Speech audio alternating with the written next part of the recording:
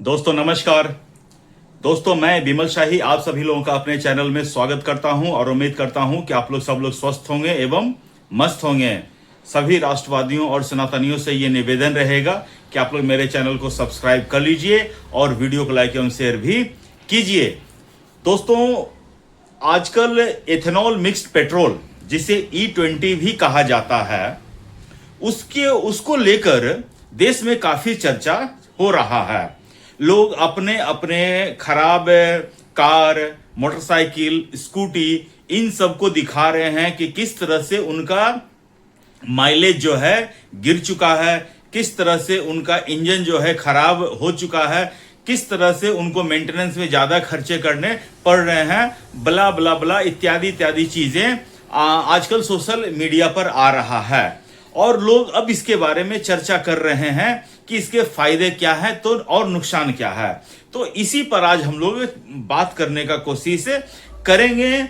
और यकीन मानिए मैं भी पिछले कुछ दिनों से ये अनुभव कर रहा था कि जो मेरा जो गाड़ी है उसकी माइलेज गिर चुकी है। पहले तो मुझे लगा कि शायद कहीं मेरा पेट्रोल तो कोई चोरी तो नहीं कर रहा है, कहीं ऑफिस के जो पार्किंग में जहां मैं गाड़ी खड़ा करता हूं वहां से कोई पेट्रोल चोरी तो नहीं कर रहा है, कहीं जो मेरा वॉचमैन है, घर का वॉचमैन है, कहीं वो पेट्रोल तो चोरी नहीं कर रहा है।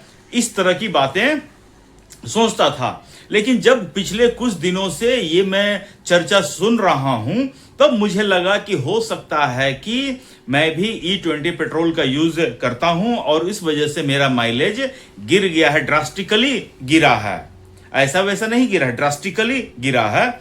लेकिन दोस्तों अगर E20 के नुकसान हैं तो सरकार ने जब इसे इंप्लीमेंट किया है तो जरूर सरकार ने इसका कुछ फायदा भी सोचा होगा। तो हम भी एक रैशनल तरीके से कंपेयर करने का कोशिश करते हैं कि इसके फायदे क्या हैं, नुकसान क्या है, और अंत में ये जानने का कोशिश करेंगे कि क्या जो एथेनॉल मिक्स्ड पेट्रोल है वो हमारे लिए फायदेमंद है या नुकसानदेह है। इसके बारे में हम लोग चर्चा करेंगे। तो आप लोग वीडियो को अंत तक देखिएगा दोस्तों, और अंत में देखने के बाद आप भी अपना राय विचार जो है कमेंट करके बताइएगा।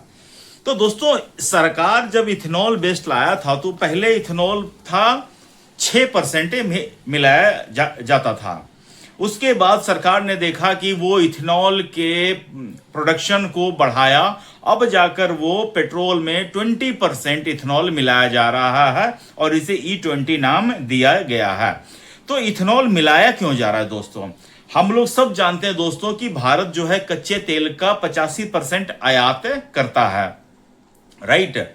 तो आयात करने से क्या होता है कि हम लोग जो तेल है वो डॉलर में खरीदते हैं, तो डॉलर हम लोग ज्यादा एक्सपेंड करते हैं और जैसे जैसे रुपया का कीमत गिर रहा है तो हम लोग ज्यादा रुपया खर्चा कर रहे हैं।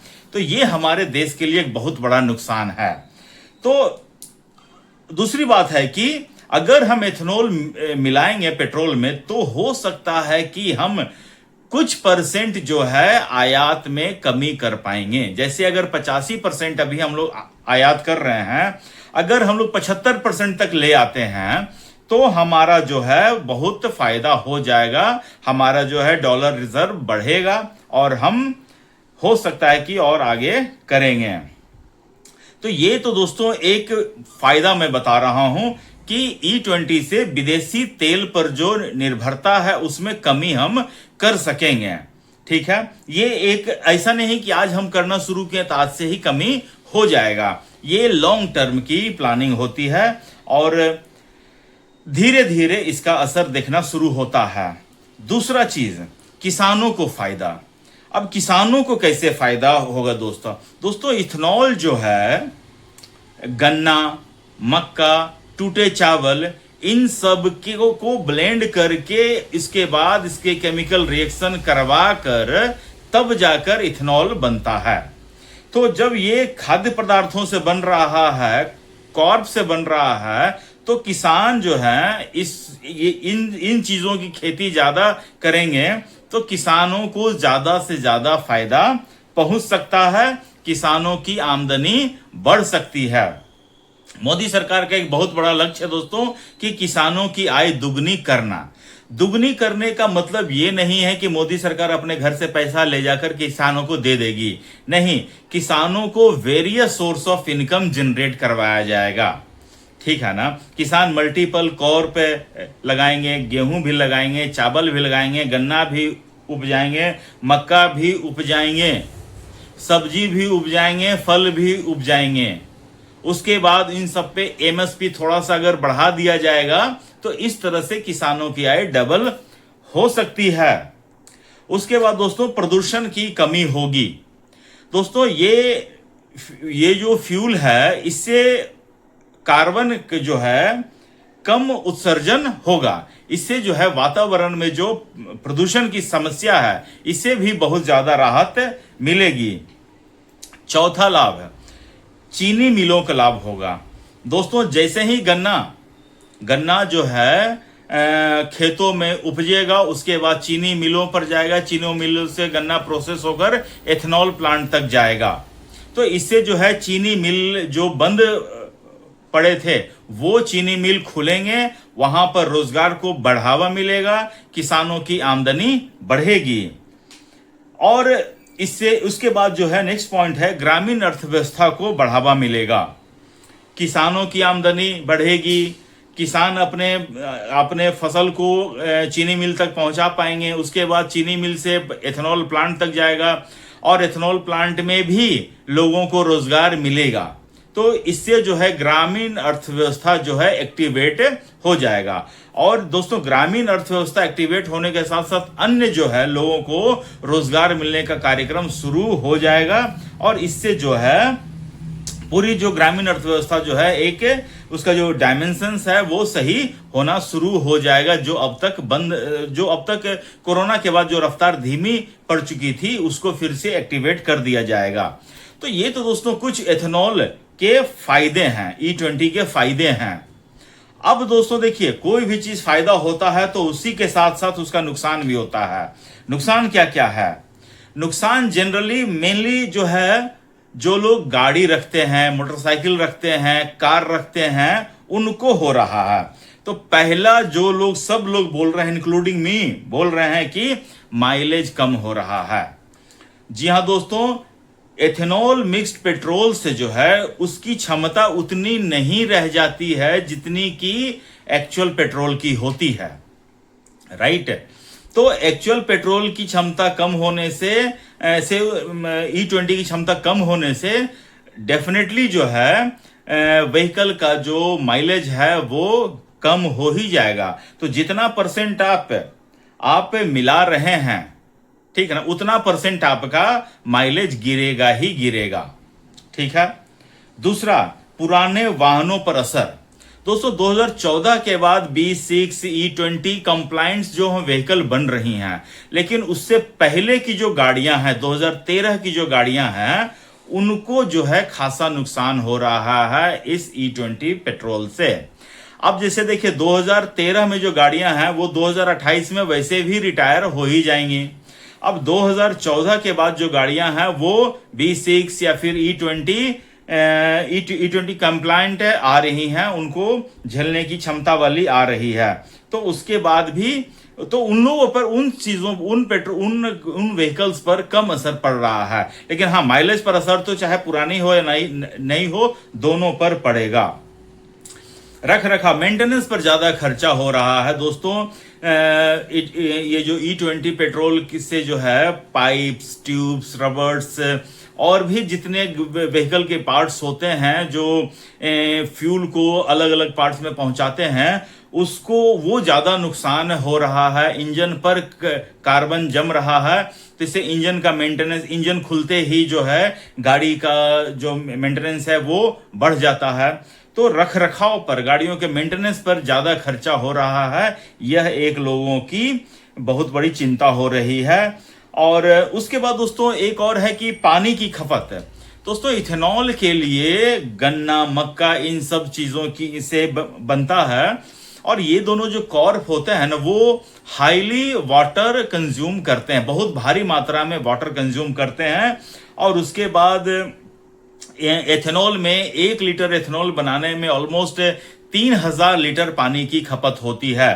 तो सोचिए, अगर हम भारी मात्रा में एथेनॉल बनाएंगे, उसके लिए गन्ना उपजाएंगे, मक्का उपजाएंगे, तो आप जान लीजिए ग्राउंड वाटर की कमी आज नहीं तो कल होगी ही होगी।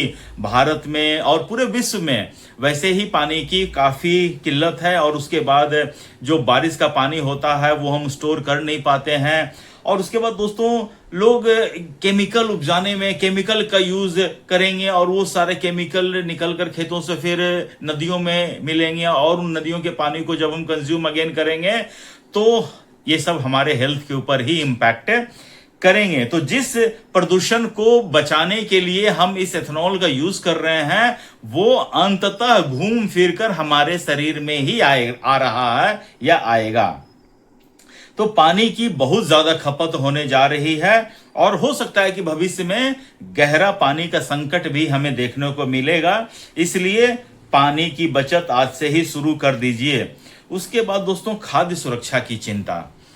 दोस्तों, जब लोगों को लगेगा कि हमारे गन्ना या मक्का की मांग ज्यादा हो रही है, तो वो लोग हो सकता है कि सेम टाइप ऑफ क्रॉप को बार बार उपजाएं। बार बार उपजाने से क्या होगा कि मिट्टी जो है अन्य फसल उपजाना बंद कर देगी। अन्य फसल बंद कर देगी तो दूसरे टाइप के फसल उपजना कम हो जाएंगे। इसके बाद रियल खाद्य आपूर्ति की समस्या आएगी।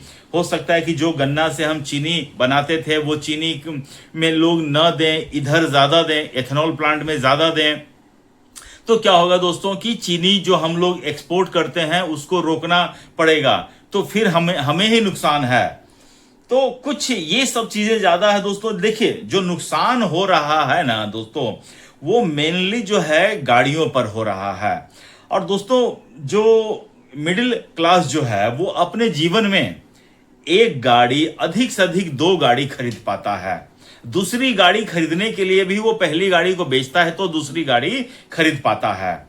अगर 2 गाड़ी खरीदता है और उसके बाद भी अगर उसे माइलेज कम मिले, या फिर इंजन खराब हो, या मेंटेनेंस पे खर्चा बढ़े, तो फिर ये 85% जो 20% हम लोग मिला रहे हैं उसका फायदा कम, नुकसान मुझे ज्यादा होता हुआ दिख रहा है। और उसके बाद दोस्तों, अगर हम 20% मिला रहे हैं तो हमें उसका जो 20% मिलाने के बाद जो प्राइस कम होना चाहिए था, वो प्राइस भी हमें कम नहीं हो रहा है। तो मिला जुला कर हम इतना कह सकते हैं कि ये मुझे फायदे का सौदा कम और घाटे का सौदा मुझे ज्यादा लग रहा है। दोस्तों, किसान जो आज गन्ना उपजा रहे हैं, आज उन्हें सिर्फ आज की चिंता है, उन्हें 10 साल 20 साल बाद की चिंता नहीं है। जिस दिन वो 10 साल 20 साल बाद की चिंता करने लगेंगे तो उन्हें भी पता चलेगा कि ये शायद फायदे का नहीं, नुकसान का सौदा है। दोस्तों, सरकार को एक और काम करना चाहिए कि आप E20 तो बेच ही रहे हैं, पेट्रोल पंप पर 100% पेट्रोल भी एक ऑप्शन में रहना चाहिए कि अगर आप E20 मिक्स ले रहे हैं तो इतने का मिलेगा पेट्रोल, और अगर आप 100% प्योर ले रहे हैं तो आपको इतने का मिलेगा। Why don't give you option? आप एक ऑप्शन देकर तो देखिए। लोगों को क्या पता कि शायद वो उसको ले, फिर लोगों के ऊपर डिपेंड करेगा ना कि वो घटिया पेट्रोल चुनते हैं या महंगा पेट्रोल चुनते हैं। ये मेरा सरकार से निवेदन रहेगा। अब दोस्तों देखिए, सरकार क्या, मुझे लग रहा है ना, सरकार नींद बेचकर झुकनी खरीद रही है। मतलब इससे फायदा कुछ होने जा नहीं रहा है और नुकसान ही होता जा रहा है, दिख रहा है। और सरकार का जो वोट बैंक है मिडिल क्लास, अगर वो इफेक्टिव होगा तो सरकार को बहुत ज्यादा नुकसान हो जाएगा फायदा होने के बजाय। इसलिए अब देखिए दोस्तों, ये जो E20 का जो पूरा जो मैटर चल रहा है, इसको जो है कांग्रेस, ये इमेज, ये जो देख रहे हैं इमेज, जिसमें एक तरफ 100% शुद्ध पेट्रोल है, दूसरी तरफ इथेनॉल बेस्ड जो है उसमें आधा दिखा रहा है कि पेट्रोल है, उसके बाद पानी जैसा दिख रहा है। सरकार कांग्रेस जो है अपनी सरकार की उपलब्धि गिना रही है कि देखिए, हम कम पैसा में भी शुद्ध पेट्रोल देते थे और ये लोग जो है महंगे पैसा में भी अशुद्ध पेट्रोल दे रहे हैं, मिक्स पेट्रोल दे रहे हैं। लेकिन कांग्रेस की विडंबना यही है ना कि कांग्रेस इतना सारा चीज दिखाते हैं लेकिन फिर भी कांग्रेस के ऊपर लोग भरोसा नहीं करते हैं। आज ही कल मैं देख रहा था एक वीडियो जिसमें राहुल गांधी भाषण दे रहे थे कि 2024 में कि 1 जुलाई से आपके खाते में खटाखट खटाखट खटाखट 8,500 रुपया पहुंच जाएंगे। लेकिन लोग भरोसा नहीं करते हैं कांग्रेस पे। कांग्रेस को समझना चाहिए कि आप कितना भी अब अपनी अच्छी चीज ले आए, आपकी बात जनता मानने को तैयार नहीं है, ठीक है ना। तो ये चीज मैं कहना चाहूंगा। और दोस्तों आपसे मैं जानना चाहूंगा आपकी राय क्या है। मैंने तो अपनी राय जो है सो बता दिया है। अब आप अपनी राय बताइए कमेंट करके, और बताइए कि इथेनॉल बेस्ड जो पेट्रोल है वो सही है या गलत है, कमेंट करके बताइए। और अपना ख्याल रखिए, स्वस्थ रहिए, मस्त रहिए। तब तक के लिए नमस्कार, जय श्री राम।